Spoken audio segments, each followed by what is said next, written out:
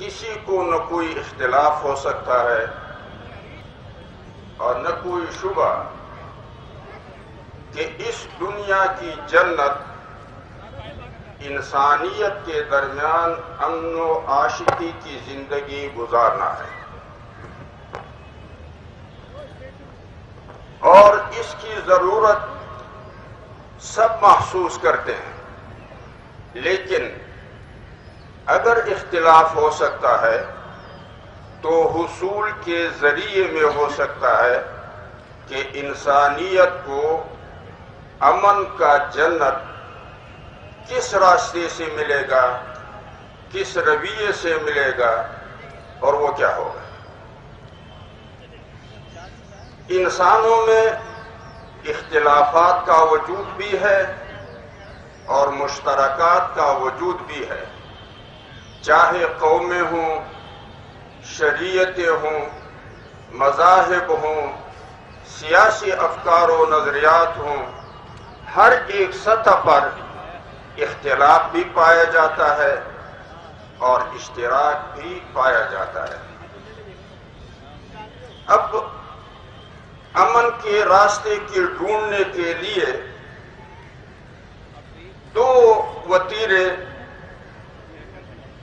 اختیار کیے جا سکتے ہیں اور دو الگ نتیجے ان پہ مرتب ہو سکتے ہیں۔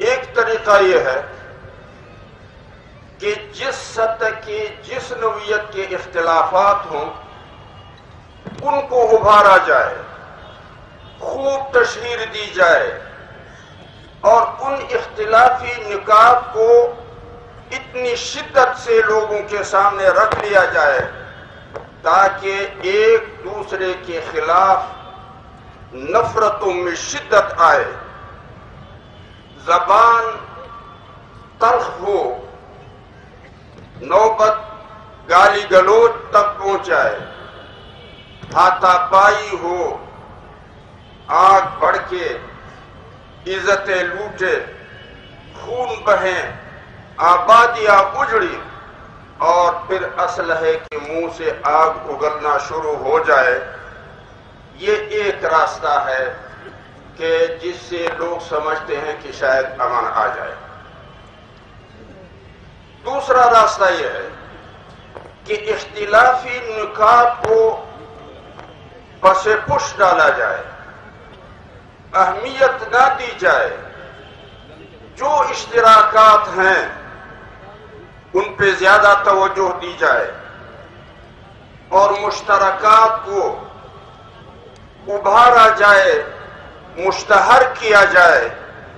مدرس بھی، استاد بھی، معلم بھی، خطیب بھی اور سیاسی زعماء بھی، تاکہ نتیجے میں انسانوں میں قرب پیدا ہو، وحدت کا ماحول بنے، اعتماد بحال ہو جائے، تعاون کا عمل شروع ہو جائے۔ یہ دو الگ راستے ہیں۔ اس اجلاس کے حوالے سے آپ نے طے کرنا ہوگا کہ ہم نے کس راستے کو اپنانا ہے اور اسلامی تعلیمات کی روشنی میں ہمیں کیا رہنمائی ملتی ہے۔ شیخ الہند رحمۃ اللہ علیہ کے افکار و کردار کا کیا وتیرہ اور رویہ تھا۔ ایک روایت جو نبی اکرم صلی اللہ علیہ وسلم سے منسوب ہے، امام ابو حنیفہ رحمۃ اللہ علیہ اس پہ زور دیتا ہے کہ اگر کسی شخص کی بات یا عمل آپ تک پہنچ جائے اور اس میں 100 قسم کی تأویلیں آپ کر سکیں، 99 تأویلیں وہ ہوں جو انتشار و افتراق اور نفرت کی باعث بنے، لیکن اس 100 میں سے ایک ایسی تعبیر بھی ممکن ہو کہ جس سے انسانیت کی وحدت پارا نہ ہو سکے، تو پھر آپ کو چاہیے کہ اس 99 تعبیروں کو پس پش ڈالیں اور وہ وحدت والی ایک تعبیر پہ اس قول اور عمل کو حمل کریں۔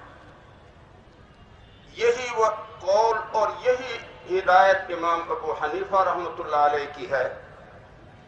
اور پھر نبی اکرم صلی اللہ علیہ وسلم کا جو اپنا وتیرہ تھا وہ یہ تھا کہ پہلے لوگوں سے قرب پیدا کرتے تھے. اگر قرب کا اور رابطہ نہ ملتا تو جاہلیت کے زمانے کے معاہدے یاد دلاتے تھے. پھر اس کے بعد اختلافی نکات پہ دلیل اور بصیرت کی بنیاد پہ ذہن بناتے تھے. لہذا دوسرا طریقہ یہ ہے کہ ہم مشترکات کو سامنے لائیں، اس پہ زیادہ زور دیں، اور پھر جب اعتماد بحال ہو اور ایک دوسرے کے قریب آ جائیں اور وحدت قائم ہو، پھر اختلافات پر خیر خواہی اور شفقت کے ماحول میں دلیل اور بصیرت کی بنیاد پہ سمجھانے کی جدوجہد کریں. اور یہی ایک طریقہ شیخ الہند رحمۃ اللہ علیہ سے ہمیں ملتا ہے. میرے خیال میں مولانا صاحب میرے سامنے کھڑے ہو گئے. وآخر دعوانا الحمد. جزاک اللہ حضرت، آپ بزرگ ہیں اور آپ سے استفادہ ہم کو حاصل ہو رہا ہے.